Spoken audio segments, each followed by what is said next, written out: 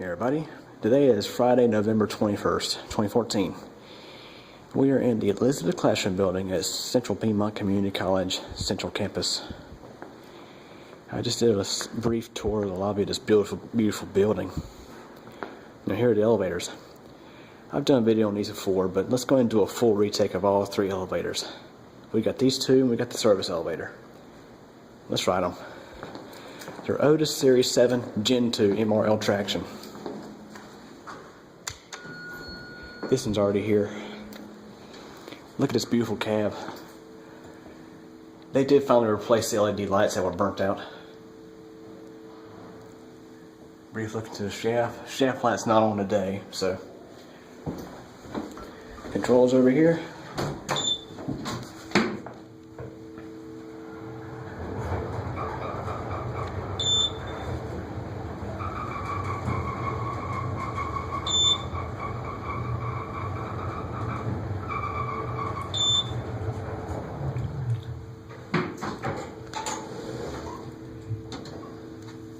Very nice install.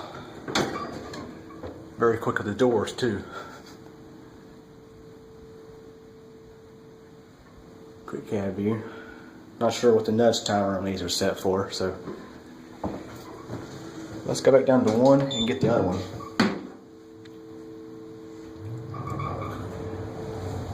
These are from 2013. I actually got to watch them install these. We'll actually deliver them. Wish I had my camera then. Now take a look at the phone placement here, the emergency phone. Take a look at that. More on that in a moment. Let's send this one too. You can get the other one.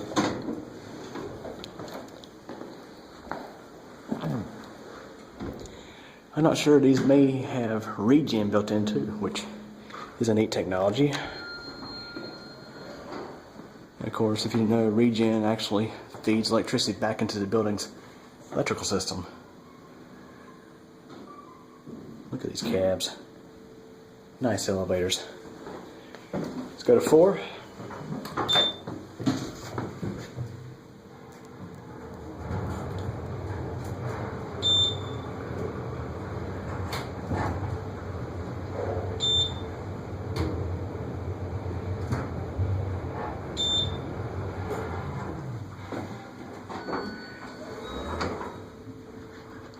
Let's step out, see if we can get a view, which I'm not sure if we can or not. I think we can get a view from the side of the building. Yeah, we can. Because they got offices over here, but we can see out the side at least. I never got a view from this side before.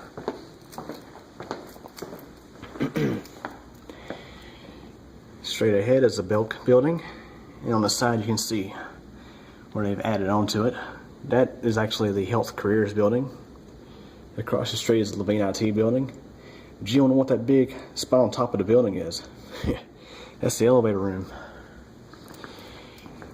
And there is the back side of the Bldg building, where you got the windows. It's funny, this building still smells like it just opened yesterday.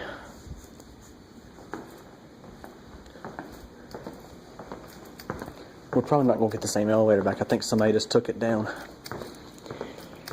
But I'm sure you probably got to look at the phone on that one too. One thing I don't like about the newer Otis elevators is we're replacing the emergency phone. A lot of people are used to pressing the door close button in that area.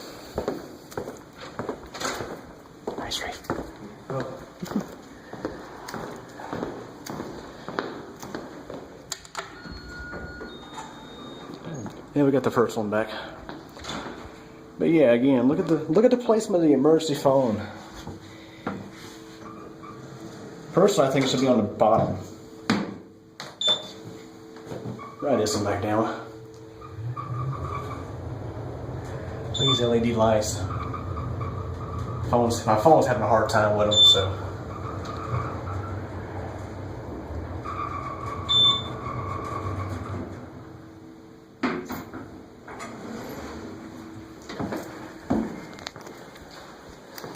that's not the final elevator in this building either. How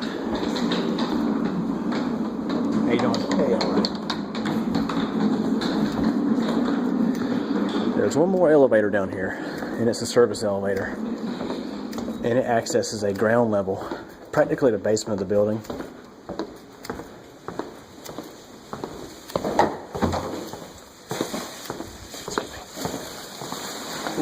You taking that up?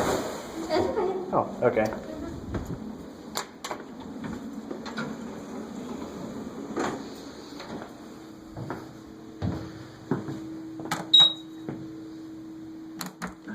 Again, bad placement of the emergency phone. I'm going to send it back down to 1 for this custodian.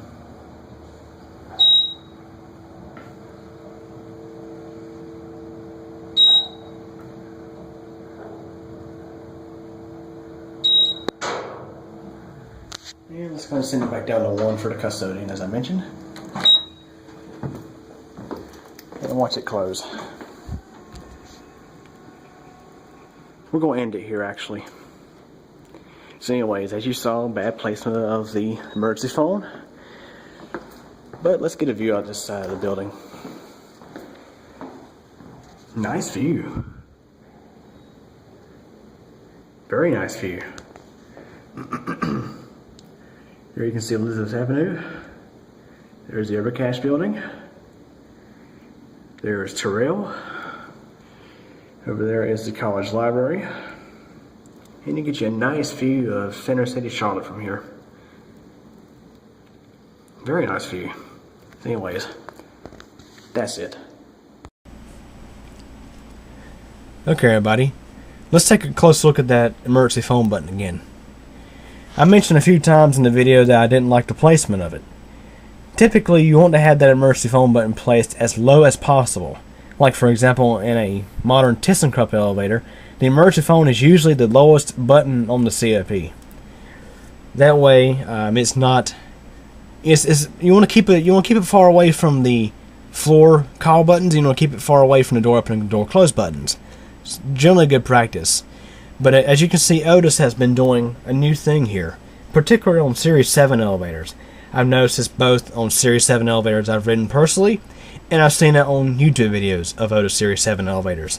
What they're doing here is they're placing the emergency phone in a location that many may normally think, oh, that's where the door open or door close button is at.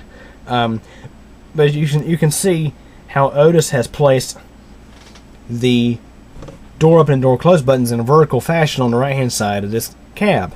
Now, depending on which cab you get in, depending on which side the COP is on, will usually determine which side the emergency phone is placed on and which side the door open and door close buttons are placed on. I generally like to see the door open and door close buttons placed in a horizontal manner. That's usually how they are on, let's say, older Dover elevators. They're usually this way on many ThyssenKrupp elevators. Usually the door open and door close buttons are placed in a horizontal manner, meaning one is on a horizontal side of each other. So let's say somebody steps in this elevator and they're not really familiar with it, and they go to press the door open button for whatever reason. Without really paying attention, they may accidentally press that emergency phone button because it's right there in general vicinity of the door open and door close buttons. For example, a few weeks ago I rode the service elevator up one floor. I went from the ground level to the first level, and the door close button does work in those cabs. So I, step in, press the floor, then go press the door close button. I almost accidentally pressed the emergency phone button because it was right there. In this case, on the right hand side, where the door close button will normally be at. So yeah, I'd say it's kind of a design flaw because you gotta understand these emergency phones, sometimes they dial 911.